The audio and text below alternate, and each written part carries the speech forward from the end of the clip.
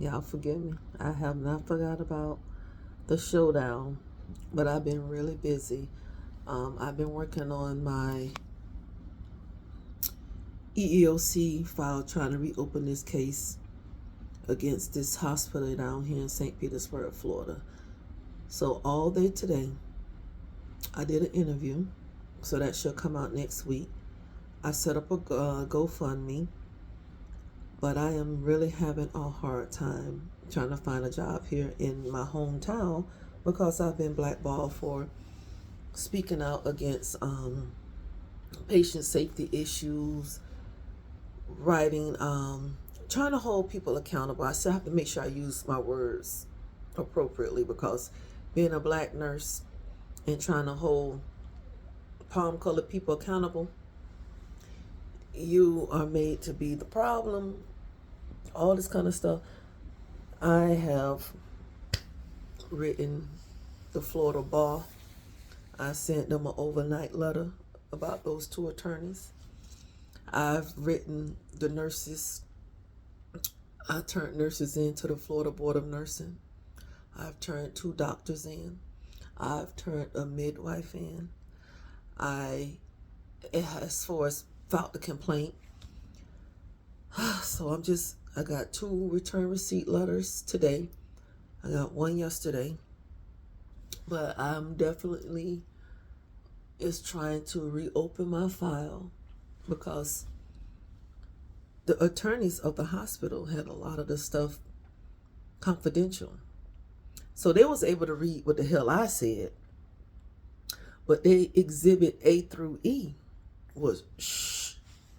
So once I filed for my FIOA file, which was the complete document of everything, what I sent in, what the hospital attorney sent in. So I was able to see all the complaints. So what I did today was, when I tell you I'm tired, but what I did today was I took all 26 and then I put them in order of the date. So from August 23 all the way up to April 13th, 2024. A total of 26 write-ups. And I only knew about 2. I have only been written up at this job 2 times. August the 16th, 2023 and October the 26th, 2023. But they had been writing me up since I made a formal complaint, which on my first complaint concern was August the 28th. I did not finish writing that. It was 12 pages of written words and then it was pictures attached to it. So I think it was like 24 pages. I didn't get finished writing that until September the 6th. Then I was having problems with the email, trying to send it to the email. So once I sent it through the email to the Ethics and Compliance Department, I end up going to the United States Postal Service and sending it in the mail, certified with signature.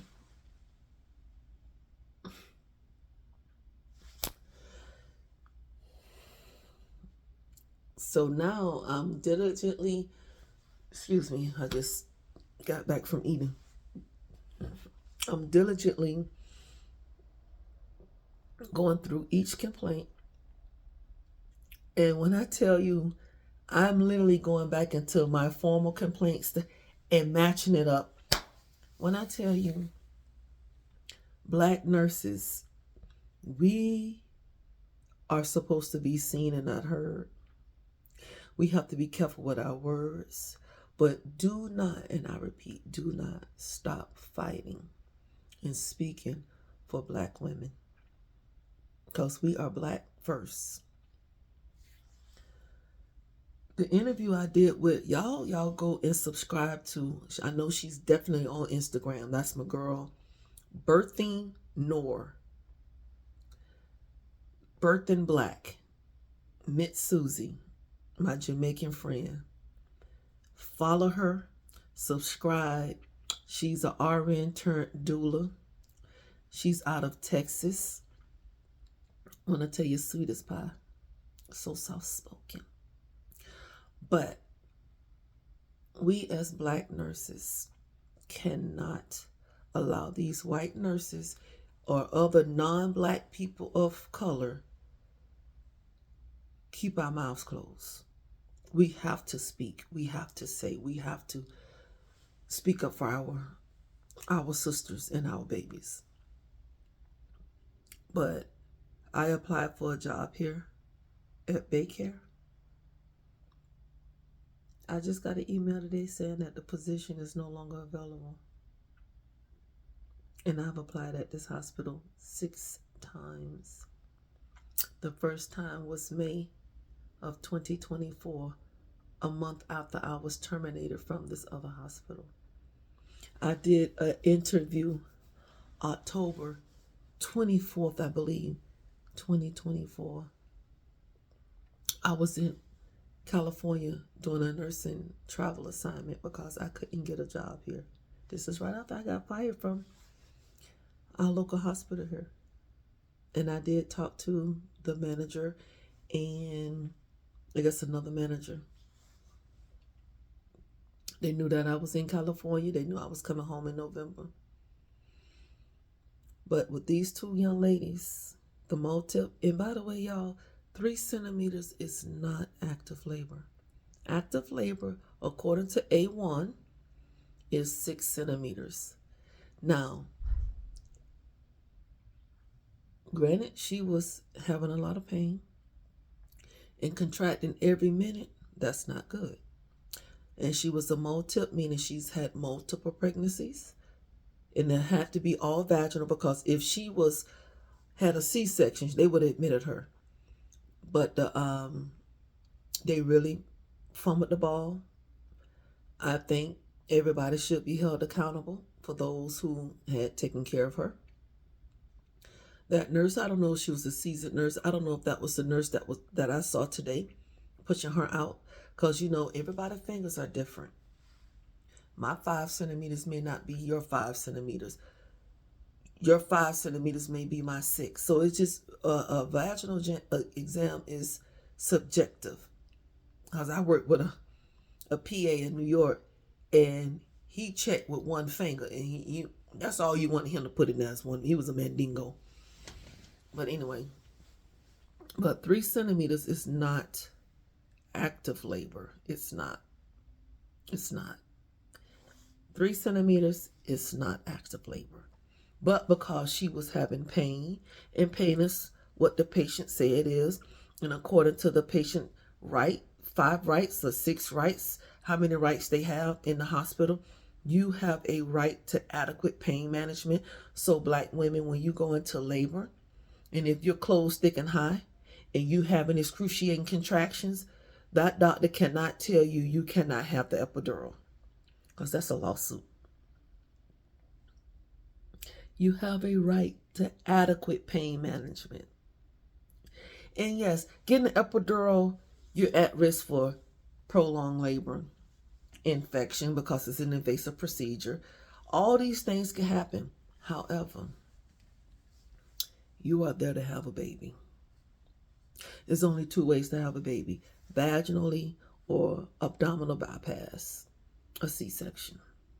The ultimate goal is you and your baby go home together, happy, healthy, and in one piece, just how you guys came. But just he's on the outside.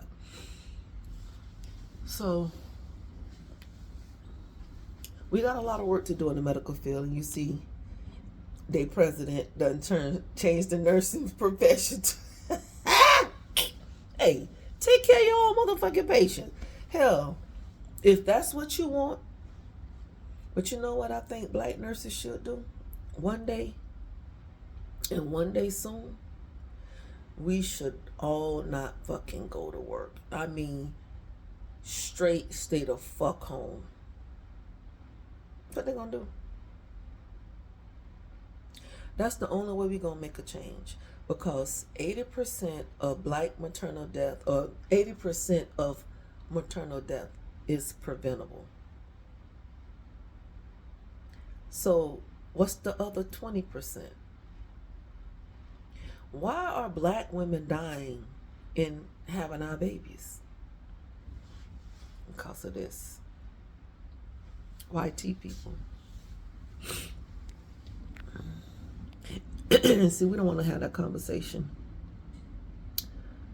If you look in any labor and delivery unit across the United States, look at who is in there. For Jamaica to be considered a third world country, their maternal mortality rate is nowhere near the U.S. Africa, nowhere near the U.S. And the last time I heard, and that was in 2021, when I was renewing my intermediate fetal monitoring by A1 with my former co-worker. Georgia, the state of Georgia, have the highest black maternal rate. I wonder why. Y'all got to watch these southern states. And like I was telling Mitz in my interview today, what I noticed when I started at Harlem Hospital in 2007, November, I left 2011, July. Black people, when you have a black provider, you think you getting less than. Y'all ain't never seen that Red Fox show where he had to go to the dentist and he ain't want the black dentist? Studies have shown that black people tend to fare better when they're getting taken care of by their own kind. But I'm going to get off this soapbox. It's been 12 minutes and 12 seconds, 12:12, angel number. I'm tired, as you can see by my eyes. I got to have my Velmas. I call these my Velmas from Scooby-Doo. Because, hey, it's just like they open up wider when I have a glass on. When I take them out. But anyway, y'all be safe. Y'all keep me in your prayers. And if not, oh motherfucking well, I'm praying for myself. But I'm not going to let these people get me down. Once I know I did right. I'm a person with a conscience. If I did something wrong, my spirit man, my ancestors, my spiritual team, my God will ride me like a bad habit. So I try to treat people how I want to be treated. Sometimes I miss the mark, but just to get out my bed and just intentionally go fuck up somebody's day. Like Tabitha Brown say, y'all have the day that y'all deserve. Okay. Bye-bye now. Don't go messing up somebody else's day. But I'll keep y'all posted. I got to get these 28 rebuttals done.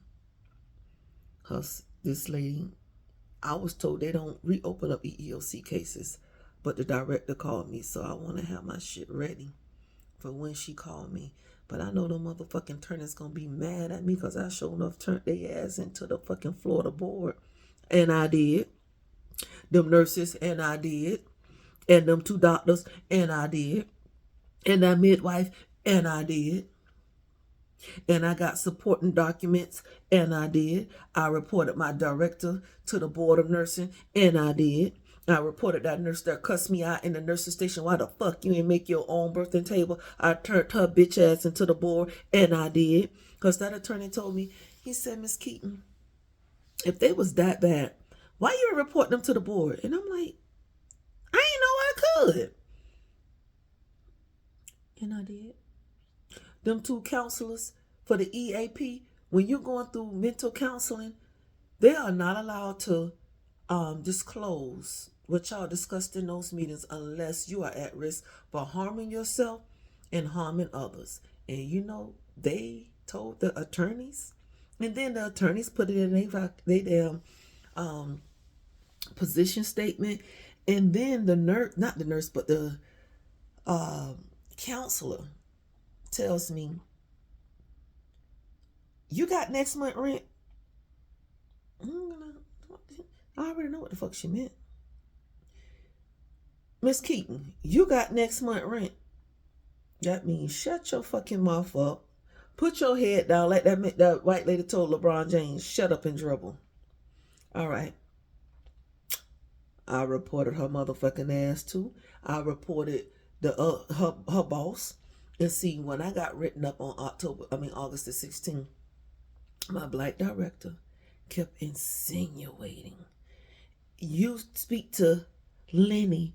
Speak to Lenny. I want you to talk to Lenny. Want you to talk to. So I said, some of the milk ain't clean about this shit here. She thinks she's slick. But this is how I feel, and I feel right now today. I go to counseling, mental health counseling. I don't talk to white people because they don't know my struggles. They could probably care the fuck less. I don't talk to people from the African continent because of the discord between the African and the African American or the Black American. My last counselor, she was from the Caribbean. She was different. But I can tell that was still a disconnect because she's Caribbean. But I specifically asked for a Black African American female. And those two sisters that I had, no problem. But again, as you can see, I'm tired. My face broke out. I was waxing my face, trying to get this lady man off. But I'm very sensitive to the wax, so that's what that is, waxing. But I will definitely, y'all hang in there. I am going to give y'all the showdown, the fight in Jamaica. I need to hurry up and publish this book. I need me some motherfucking money. You know what I'm saying? Shit, they don't want to give me no job, and I ain't finna go rob, and I ain't finna fucking prostitute. No. So hey, y'all keep me lifted up in prayer. Night night.